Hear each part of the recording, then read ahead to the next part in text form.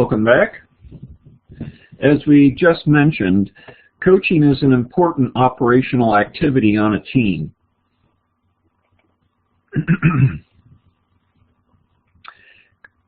Coaching will really accelerate team performance, and coaching is part of another triple that gets done by team leadership: monitoring, and this means monitoring progress, providing feedback, and coaching.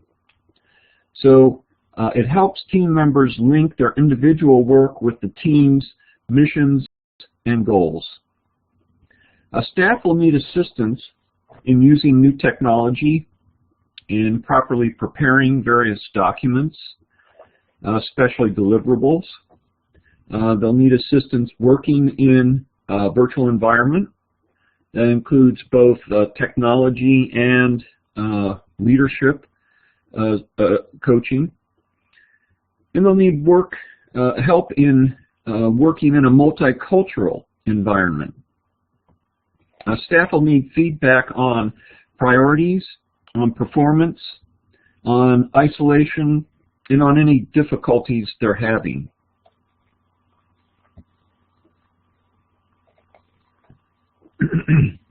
Some of the preliminaries to help improve coaching are: have clear priorities. Staff should participate in prioritizing their work tasks. Any changes to priorities should be coordinated with the entire team to prevent people from working at cross purposes. And an easy mistake to make is to prioritize requests from co-located members over those from distant members.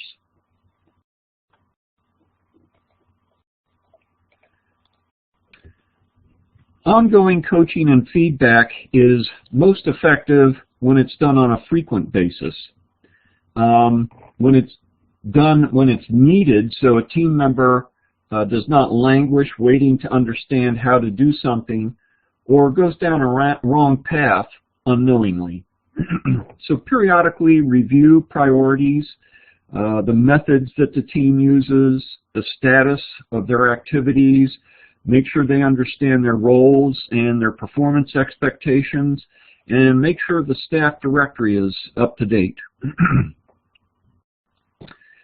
You should also establish overlapping office hours between the various geographic locations. And you should instruct staff to support one another and instruct staff to search the team directory for other members who might be able to help them. Coaching isn't just the team leader coaching the team members. Team members can coach each other and the team leader.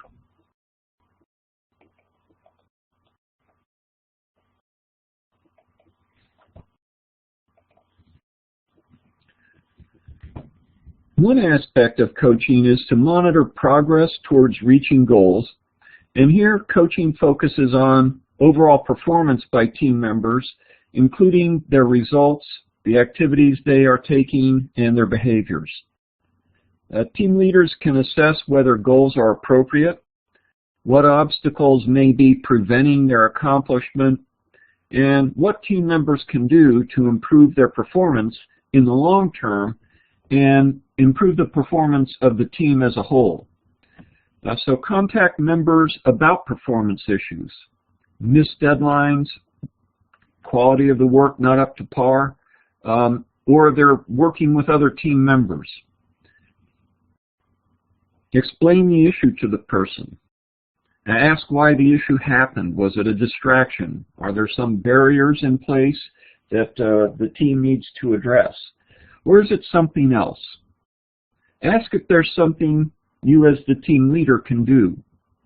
Ensure they understand the team processes and the roles and responsibilities. That's why it's important to review these on a periodic basis and to make sure they're clear. Ensure they understand, the team members understand the consequences of continued poor performance.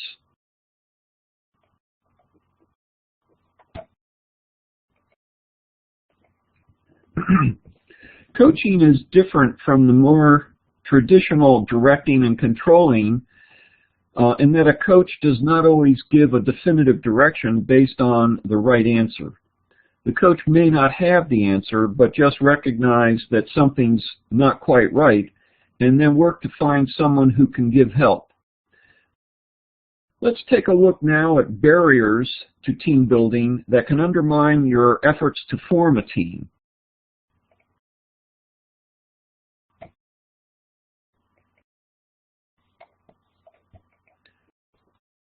A global and virtual team must be anchored to its institutional environment.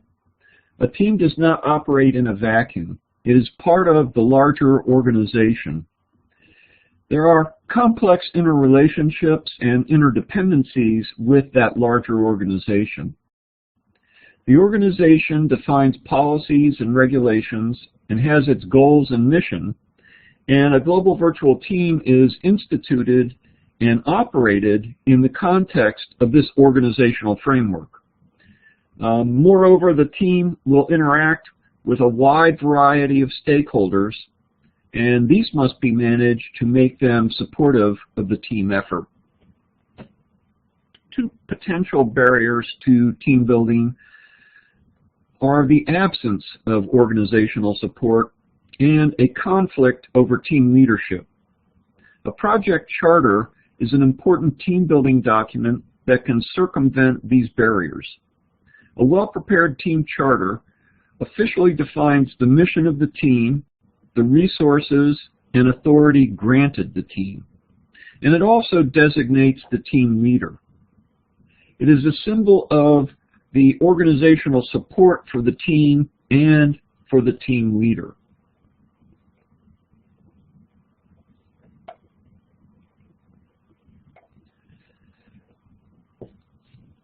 We keep bringing up culture, but that's because it's important, especially in global virtual teams. A multinational virtual team is separated not only by geography, but probably by culture and possibly by language. In this setting, team management must establish collaborative working relationships, and that's difficult to do with a co-located team, but it encounters additional challenges with multinational teams. Nevertheless, the team manager must establish collaboration among the multinational global virtual team members. This requirement is essential because the Standish Group found that weak collaboration was the primary cause of increased project failures.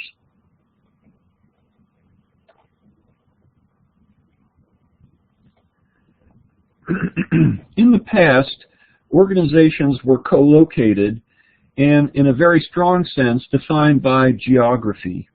Today, that is just not possible. Today, they must be defined by purpose. One challenge for virtual team management is this innate tendency to consider a team as a geographically cohesive group. The team leader must orient team members and stakeholders around a shared purpose in order to transcend the propensity to affiliate based on geography. In addition to shared purpose, Armstrong recommends that managers foster a team spirit by incorporating distributed staff in decisions and encouraging the sharing of information across borders.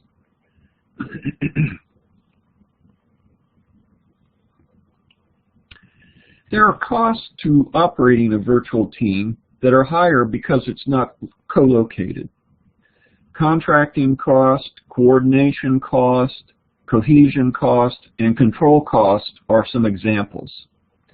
Increased management cost is another weakness with a global virtual team. There's an added overhead cost in managing staff in different time zones. Moreover, differing cultural attitudes must be coordinated. Multinational team members are influenced by their national culture and the attitudes and values ingrained by it. Another primary failure factor for global virtual teams is an inability an inability to align multiple cultures. In the 20th century, information technology was not as fast as it is today, nor as inexpensive. The decline in cost and increase in functionality is one reason we are seeing an explosion in virtual teaming. As we mentioned in our second lecture on distributed knowledge, 1.3 billion people will participate in virtual teams today.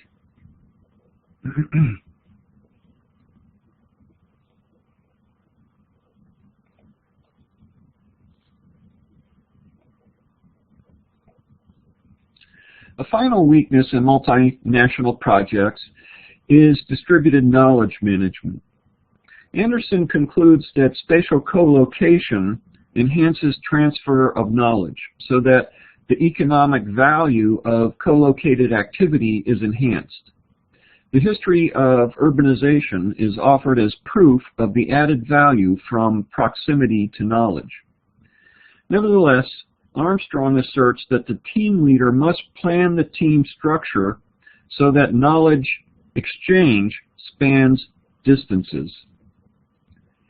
Spatial co-location enhances access to knowledge, and tacit knowledge exchanges are easier in person.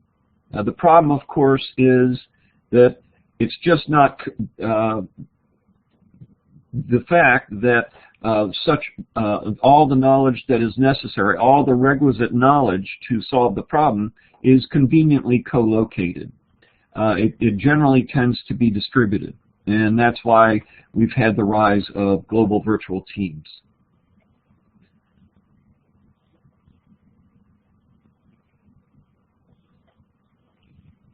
One important measure that a team can take to assist in team building is to establish a team culture.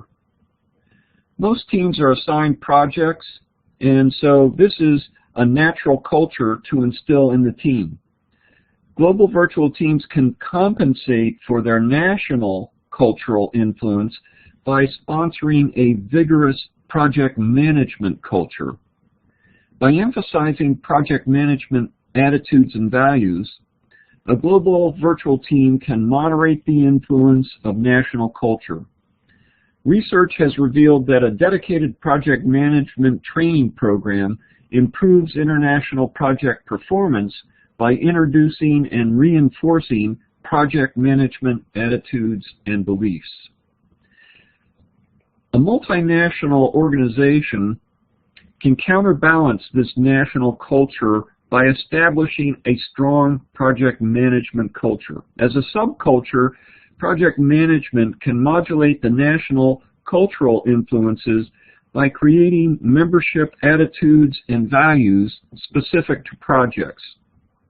And indeed, Wang and Liu report that project management training helps high-context cultures such as China understand and adapt to Western low-context project management.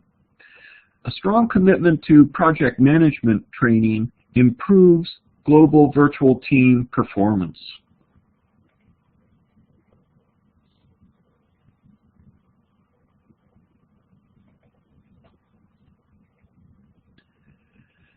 Carmel and Tia recommend the use of liaison positions in international virtual teams as a means of enhancing understanding and to supplement the technology-mediated communications.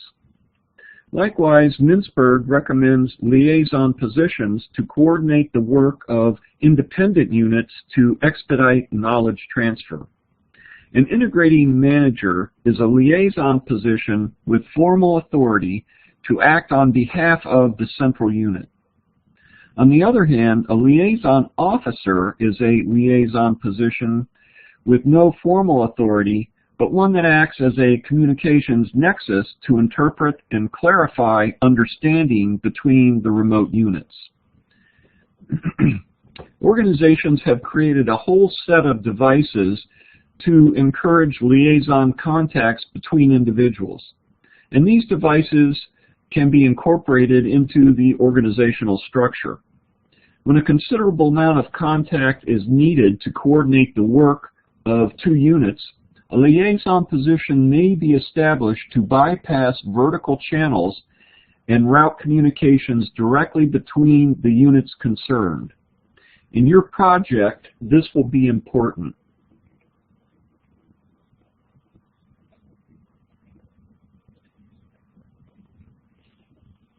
Liaison positions are flexible mechanisms to encourage informal relationships. They are used where work is complex, horizontally specialized, and highly interdependent. Empowered liaison structures can provide a direct management connection that avoids spanning two or more national chains of command for team activity. In addition, performance incentives can be employed to motivate national management hierarchies to support multinational virtual teams. Incentives in a balanced scorecard framework combine financial and non-financial measures to guide the organization in accomplishing assigned strategies. Non-financial incentives are more important for collectivist cultures, protection and security, for example, and we discussed those in our lecture on culture.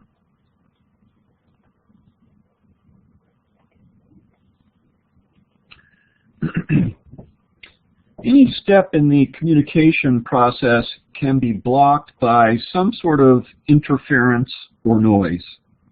Such noise can be caused by a variety of communication barriers, including perceptual and language differences, restrictive environments, distractions, deceptive communication tactics, and information overload.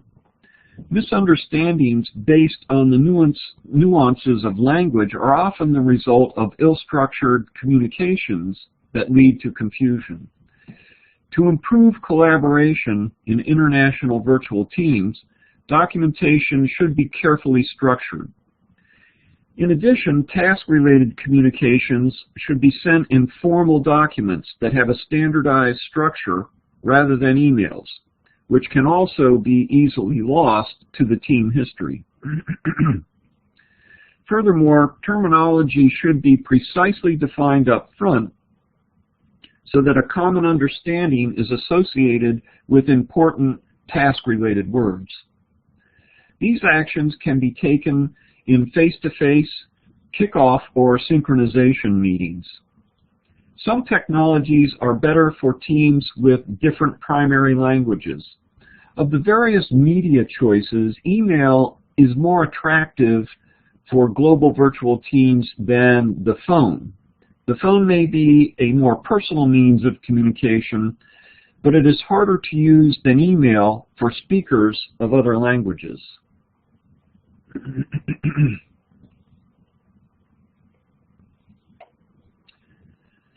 Richer communication media improve cross-cultural communications. Richness is a medium's ability to transmit multiple information cues, enable personal focus, and enhance feedback. A richer communication medium reduces misunderstandings and confusion in global activities. Using communications media is effective if it's rich, and it's effective for improving collaboration and management of distributed knowledge. The richest communication medium is face-to-face, but it is also the most restrictive because all parties must be present at the same time and at the same place. Email, discussion board, teleconference are not as rich, but they're less restrictive. Social presence is one of the other dimensions to evaluate different categories of technology. It is the amount of salience or realness that technology brings to the collaboration. It is the technology's ability to convey both visual and verbal cues. It's a progression from lean media like email through teleconferencing, video conferencing, and web conferencing. Richness is the provision of multiple channels. It's a more technical take on presence, and it provides an ability to personalize the message, and all of this helps increase the ability to synthesize the different and divergent views on a global virtual team.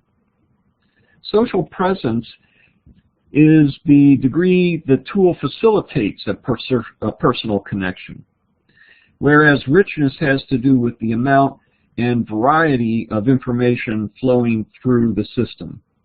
So richness is kind of a technical complement to presence.